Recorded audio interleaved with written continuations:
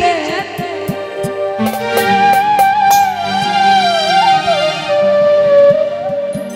সামান্য কি পারবি যেতে তোমার সেই কাপে ভিতরে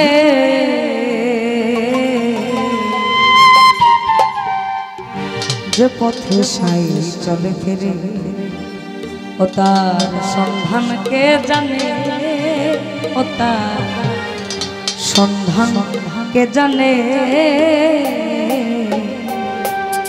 যে পথে সাই চলে ফিরে সামান্য কি পারবি যেতে সামান্য কি পারবি যেতে সেই কাপে ভিতরে যে পথে সাই চলে ফিরে ও তার সন্ধান কে জানে ও তার সন্ধান কে জানে যে পথে সাই চলে ফিরে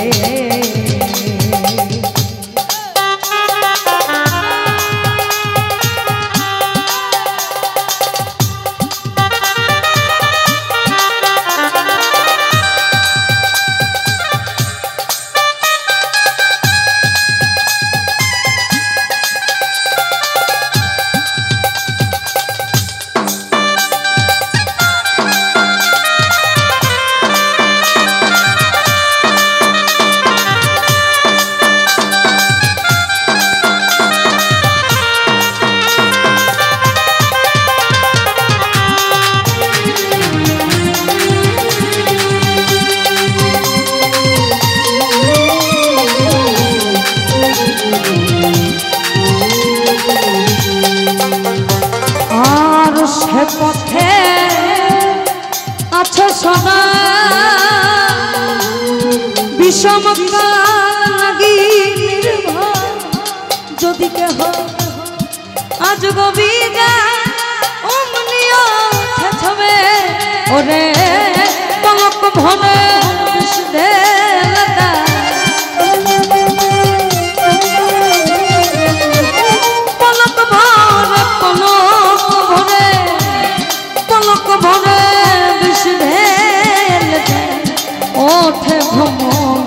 রঙেরে যে পথে চলে ফিরে ওটা সন্ধান কে জানে ওটা সন্ধান কে জানে যে পথে চলে ফিরে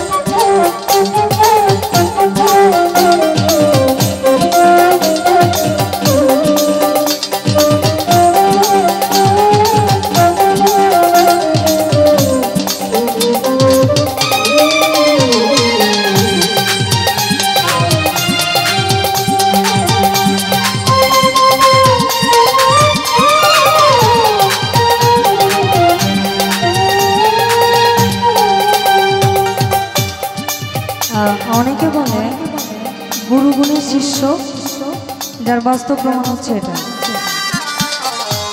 এবং আরেকটা কথা আছে, শিষ্য গুণে গুরু, শিষ্য এবং গুরুর জগৎ।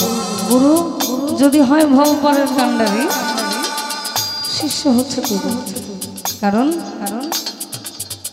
অনেক অনেক জায়গা আছে আমাদের লালন সাহেবের ওই ইতিহাস ঘাটলে দেখা যায়, আমাদের সিরাজ সাহেব স্ত্রী যখন লালন সাহেব পা ধৌত করে দিয়েছিলেন, উনি অবয়বটা দেখেছিলেন সিরাজ সাহেব, অর্থাৎ গুরুরূপে ফনাফিলা যাকে বলে, অর্থাৎ আমার মধ্যে আমি কিছু নাই। আমাকে একজন প্রশ্ন করেছিল ফকির কোন স্তরে? আউল বাউল দরবেশ ফকির, অর্থাৎ চতুর্থ স্তর। যেখানে গেলে আল্লাহ এবং আপনার মধ্যে কোনো ভেদাভেদ থাকবে না। সপ্ততলা পার করলে বা সপ্ততলার যে স্তর এইটা পার করলে অধর মানুষ ধরা যায়। সেই অধর মানুষটা হচ্ছেন আপনি নিজে, কারণ আল্লাহ খোদ খুদে আপনার মধ্যেই বিরাজমান। যে জানে উল্টা মন্ত্র হাটিয়ে সেই মন্ত্র গুরুরু লক্ষ্য করে বিষ ধরে সাধন করে দেখে সাই দরদি করণ রীতি।